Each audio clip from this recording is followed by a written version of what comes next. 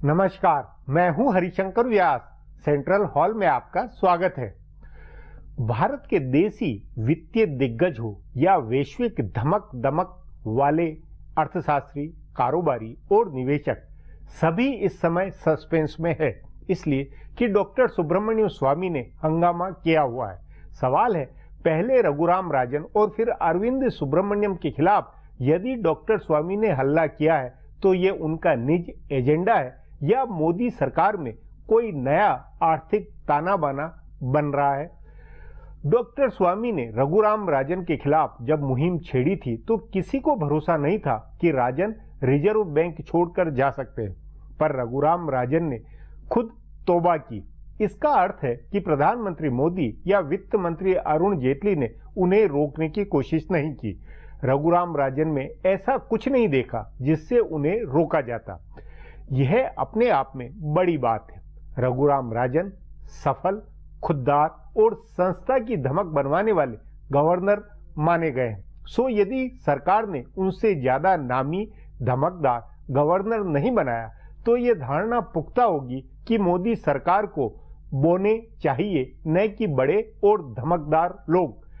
राजन का मामला खत्म नहीं हुआ कि वित्त मंत्रालय के आर्थिक सलाहकार अरविंद सुब्रमण्यम के पीछे डॉक्टर स्वामी पड़ गए। उनकी भारत निष्ठा के सवाल उठाते हुए उन्हें कांग्रेस के प्रति निष्ठावान बताया। सोनिया गांधी, राहुल गांधी या राजनीतिक विरोधियों के खिलाफ डॉक्टर स्वामी की मुहिम समझ में आती है, मगर पेशेवर काबिल बौद्धिक अर्थशास्त्रियों को डॉक्टर स्वामी का बदनाम करना बेसिर पैर वाली बात है। इसके दो ही अर्थ है, डॉक्टर स्वामी किसी निज एजेंडे में काम कर रहे हैं या मोदी सरकार के आर्थिक वित्तीय प्रबंधन की टीम फेरबदल के दौर में है। प्रधानमंत्री अपने मनमाफिक टीम बनाए, इसमें हर्ज नहीं है, आखिर उन्हें ही आर्थिकी को लेकर नतीजे देने हैं। मगर इसमें रघुराम राजन, अरविंद सुब्रमण्यम की बदनामी की आखिर क्या जरूरत है? इससे क्या सरकार की छाप खराब नहीं छूटेगी? आज इस पर चर्चा है, मगर उससे पहले गपशप और खास सुर्खियां। शुरुआत सियासी गपशप से करते हैं।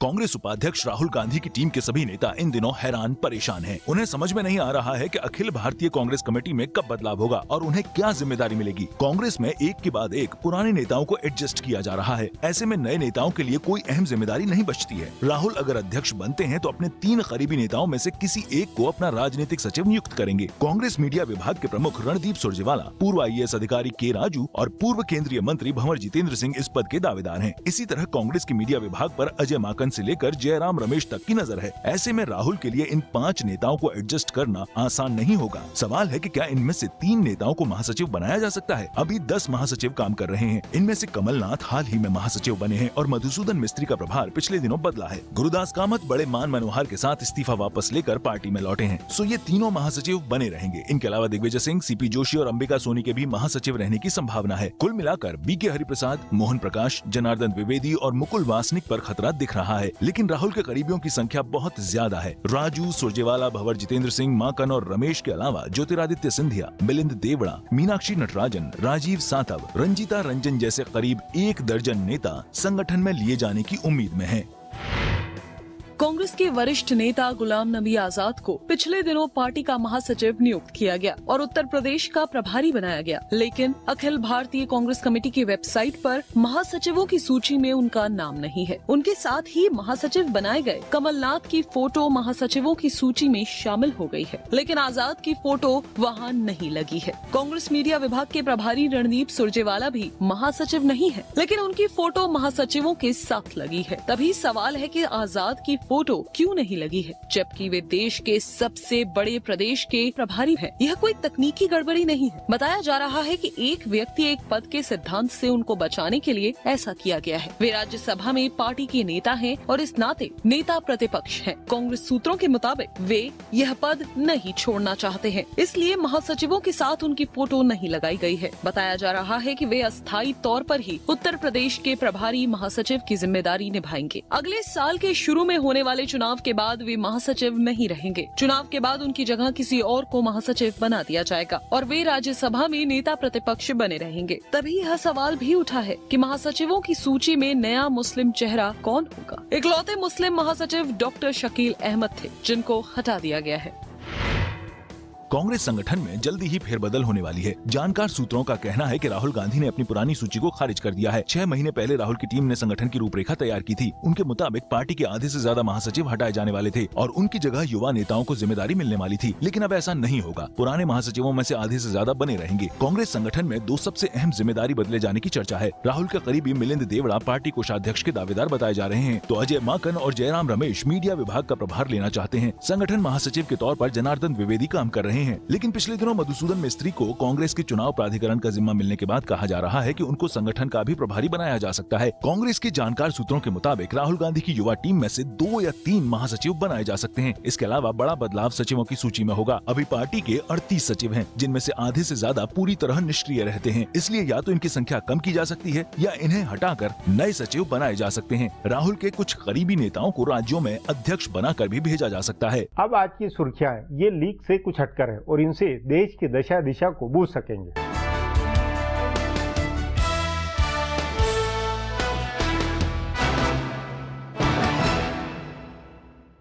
प्रधानमंत्री नरेंद्र मोदी की अध्यक्षता में केंद्रीय कैबिनेट की आज हुई बैठक में 7वें वेतन आयोग की सिफारिशों को मंजूर करते हुए इसे लागू करने का फैसला किया गया। 7वें वेतन आयोग की सिफारिशें लागू होने के बाद केंद्रीय कर्मचारियों के वेतन में 23% से ज्यादा की बढ़ोतरी होगी। कैबिनेट के इस फैसले के बाद केंद्र सरकार के करीब 50 लाख कर्मचारियों के वेतन में और 58 लाख पेंशन भोगियों के भुगतान में बढ़ोतरी होगी। ये बढ़ा वेतनमान 1 जनवरी 2016 से लागू होगा। अब करीब 15 से 25 दिनों में सभी विभाग अपने अपने कर्मचारियों के वेतनमान तय कर लेंगे और कहा जा रहा है कि जुलाई में मिलने वाले वेतन में पूरा एरियर और बढ़ा वेतन दे दिया जाएगा। वित्त मंत्री अरुण जेटली ने एक बयान देकर सरकारी कर्मचारियों और अफसरों को बधाई दी है। जेटली ने इस बढ़ोतरी को ऐतिहासिक करार दिया है। केंद्र ने आज कहा कि संसद का मानसून सत्र 18 जुलाई से शुरू होगा, जो 12 अगस्त तक चलेगा। सरकार ने कहा कि संसद के मानसून सत्र में जीएसटी बिल को पास कराने के लिए उसके पास पर्याप्त समर्थन है। केंद्रीय गृह मंत्री राजनाथ सिंह की अध्यक्षता में हुई संसदीय मामलों की मंत्रिमंडलीय समिति की एक बैठक में मानसून सत्र के लिए कार्यक्रम तय किया गया। केंद्रीय संसदीय मंत्री एम वेंकैया नायडू ने बताया कि मानसून सत्र जरूरत के मुताबिक 2-3 दिन बढ़ाया या घटाया जा सकता है। इस सत्र में फिलहाल 20 कार्य दिवस होंगे। नायडू ने कहा कि जीएसटी देश के व्यापक हित में है। उन्होंने कहा कि हमारे पास व्यापक समर्थन है और जीएसटी के लिए हमारे पास पर्याप्त संख्या है, लेकिन हम सभी दलों की सहमति चाहेंगे क्योंकि इसका राज्यों पर प्रभाव होगा।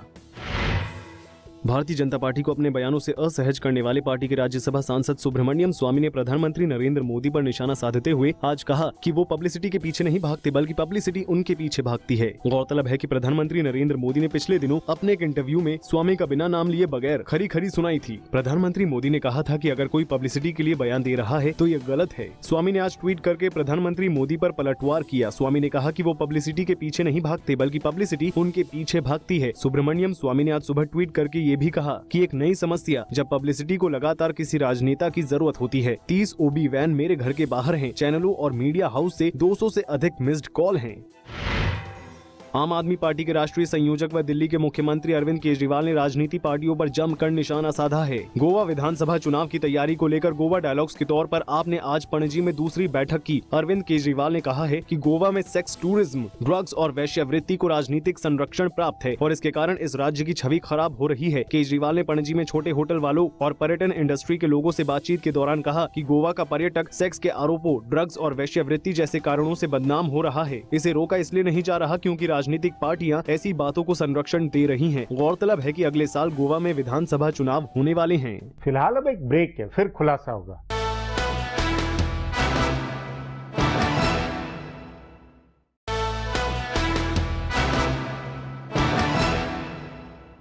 रघुराम राजन और अरविंद सुब्रमण्यम प्रोफेशनल है। इनकी काबिलियत, इनकी ईमानदारी में सवाल जैसी कोई बात नहीं है, मगर कईयों का मानना है कि ये दिल्ली की पुरानी इनसाइडर टीम में रमने वाले चेहरे हैं। इसलिए प्रधानमंत्री नरेंद्र मोदी का आउटसाइडर अपनी पसंद के चेहरे चाहिए। वे बुनियादी फेरबदल सोचते हुए लगते हैं। इस पर आगे चर्चा करें उससे पहले देखें मेरा ये खुलासा।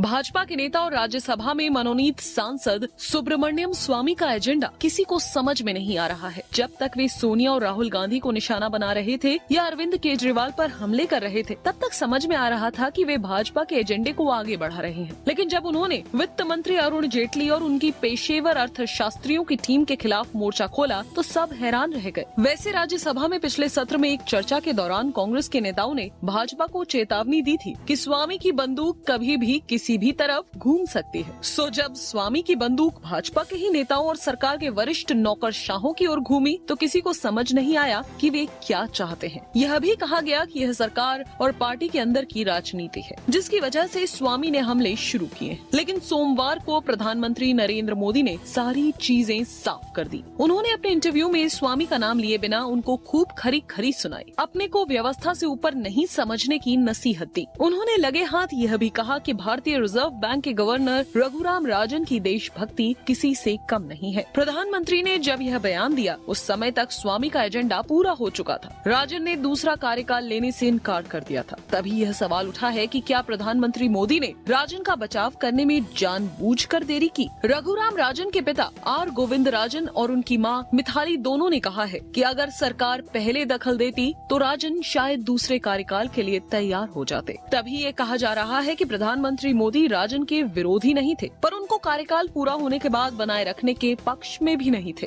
असल में भारत का पूरा वित्तीय प्रतिष्ठान संभाल रहे अधिकारी ऐसे हैं जो दिल्ली की इनसाइडर जमात से जुड़े रहे हैं और जिनके ग्लोबल कनेक्शन है। संभव है कि मोदी इस इनसाइडर जमात को हटाकर नए लोगों की नियुक्ति करना चाहते हो। किसी भी प्रधानमंत्री का ऐसा चाहना कोई नई या हैरान करने वाली बात नहीं है, लेकिन प्रधानमंत्री यह काम बहुत सहज तरीके से कर सकते हैं। उसके लिए नौकरशाहों पर आरोप लगवाने या किसी से हमले कराने की जरूरत नहीं है, पर चुनौती हटाए जा रहे अधिकारियों और अर्थशास्त्रियों के जैसे ही कद्दावर लोगों को नियुक्त करने की है। आगे होने वाली नियुक्तियों से पता चलेगा कि मोदी का इस मामले में क्या सोचना है। इस लिहाज से सबसे पहले रिजर्व बैंक के नए गवर्नर की नियुक्ति पर सबकी नजर होगी। अगर प्रधानमंत्री बुनियादी बदलाव के बारे में सोचेंगे तो अगले कुछ महीनों में कई और अधिकारी बदले जा सकते हैं। अगर दूसरे अधिकारी भी बदले जाते हैं तो यह माना जाएगा कि सुब्रमण्यम स्वामी को जाने अनजाने प्रधानमंत्री मोदी का एजेंडा पता था और वे उस हिसाब से काम कर रहे थे। और अगर यथास्थिति बनी रहती है तो इसका मतलब होगा कि स्वामी अपनी फितरत में ही जेटली और उनकी टीम को निशाना बना रहे थे। अगर ऐसा है तो यह भाजपा के लिए चिंता की बात होनी चाहिए, क्योंकि फिर यह नहीं कहा जा सकता है कि स्वामी का अगला निशाना कौन होगा। अब एक ब्रेक है, उसके बाद रघुराम राजन मामले में सरकार की जल्द की सोच पर चर्चा करेंगे।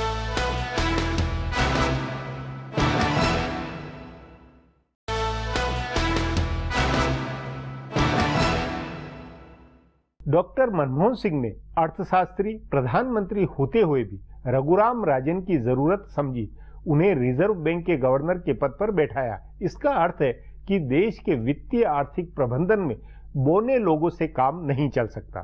धाकड़, ईमानदार, पेशेवर अर्थशास्त्रियों की जरूरत होती है। तब रघुराम राजन अरविंद सुब्रमण्यम को लेकर बना हल्ला क्या बताता है? इस पर चर्चा के लिए आज मेरे साथ आर्थिक मामलों के जानकार आनंद प्रधान है।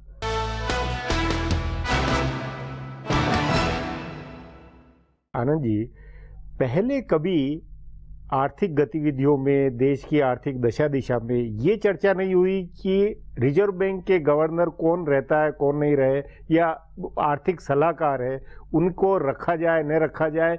इन दोनों बातों, रघुराम राजन या अरविंद सुब्रमण्यम को लेकर जो विवाद और बहस हो रही है, क्या ये कुछ अजीब सी बात नहीं? क्योंकि कुल मिलाकर आर्थिकी तो प्रधानमंत्री, केंद्र सरकार और वित्त मंत्री यही संभालते रहे। ये इस बार उससे ट्रैक से हटकर अलग क्यों चर्चा हो रही है? नहीं, मैं इसमें ये कहना चाहूंगा कि ये कोई नई बात नहीं है।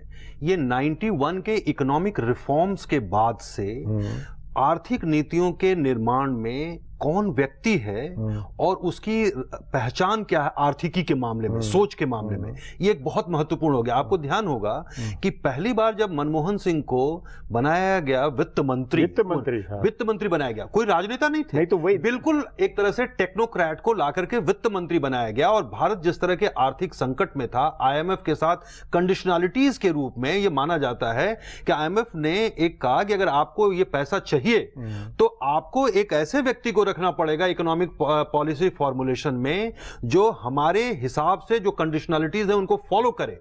तो आप देखिए कि उस समय से जो पूरी खुली प्रक्रिया शुरू हुई, तो ये एक तरह से रिवॉल्विंग डोर है। नहीं, उसके अंदर मैं फिर कह रहा हूं कि वित्त मंत्री पे फोकस होता है कि प्रणब मुखर्जी है या चिदम्बरम है या डॉक्टर मनमोहन सिंह है, वित्त मंत्री, गवर्नर हो या आर्थिक सलाहकार, ये तो अपनी एक रूटीन की जिम्मेवारियों का निर्वहन करते हैं। रूटीन की नहीं है, ये बहुत महत्वपूर्ण है कि सरकार में एक तरह से मैसेजिंग भी इसके जरिए होती है, जो खास करके आप देखिए कि आज की जो पूरी आर्थिक नीतियां हैं उनको बनाते हुए सारे वित्त मंत्रियों का, चाहे वो पॉलिटिकल लीडरशिप ही क्यों ना हो, वो हमेशा rating agency, international rating agencies किस तरह से रेट कर रही हैं, इंटरनेशनल जो मॉनेटरी इंस्टीट्यूशंस हैं उनकी क्या है, और जो फाइनेंशियल इंस्टीट्यूशंस का किस पर ज्यादा भरोसा है। तो एक तरह से मैसेजिंग के लिए ये हमेशा आप ध्यान रखेंगे कि एक तरह से जितने भी इस बीच वित्त मंत्रालय के प्रमुख सलाहकार रहे या रिजर्व बैंक के गवर्नर के तौर पर भी, आप जैसे देखिए रघुराम राजन को पहले यहां पर मुख्य आर्थिक सलाहकार के रूप में ही वित्त मंत्रालय में लाया गया था 2012 में, और उस समय जिस तरह की क्राइसिस शुरू हुई थी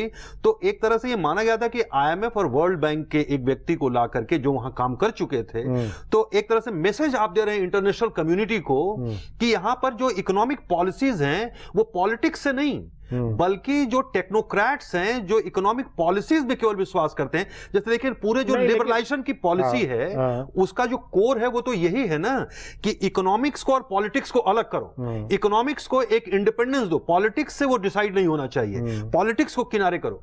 आज जो डिबेट चल रही है उसमें यह कि नहीं पॉलिटिक्स इंपॉर्टेंट है, इकोनॉमिक्स को पीछे चलना चाहिए, पर ये जो इकोनॉमिक नहीं, इसी में मेरा कहना है कि जो भी बड़े काम हुए, देखिए PV नरसिम्हा राव पॉलिटिशियन थे इसलिए मनमोहन सिंह चल गए और सफल हुए वित्त मंत्री, क्योंकि उनकी समझ थी। इसी तरह जितने प्रधानमंत्री अंततः आर्थिक नीति के ऊपर, आर्थिक दशा दिशा में प्रधानमंत्री की कमानी निर्णायक होती रही है, वैसे ही नरेंद्र मोदी खुद आर्थिक अपने हिसाब से जो कुछ चाहते हैं वो चाहेंगे, तो वो अपनी कोर टीम या अपनी जो टीम है वो बनाएंगे। नहीं, वो अपनी टीम बनाएंगे और हर प्रधानमंत्री को अधिकार है, सरकार से ही मैसेज जाता है। लेकिन आप ये याद रखिए कि जब प्रधानमंत्री नरेंद्र मोदी के शपथ ग्रहण की चर्चा चल रही थी उस समय भी अखबारों में और बाहर मीडिया में काफी चर्चा थी कि इनके कैबिनेट में कई टेक्नोक्रेट हो सकते हैं। यह भी चर्चा थी कि जो जिस सोच के और जिस न्यू लिबरल इकोनॉमिक पॉलिसीज को ये फॉलो करेंगे उसके लिए जगदीश भगवती को और उसके बाद अरविंद पानागरिया को महत्वपूर्ण जिम्मेदारियां दी जाएंगी। डॉक्टर सुब्रमण्यम स्वामी खुद अर्थशास्त्री है,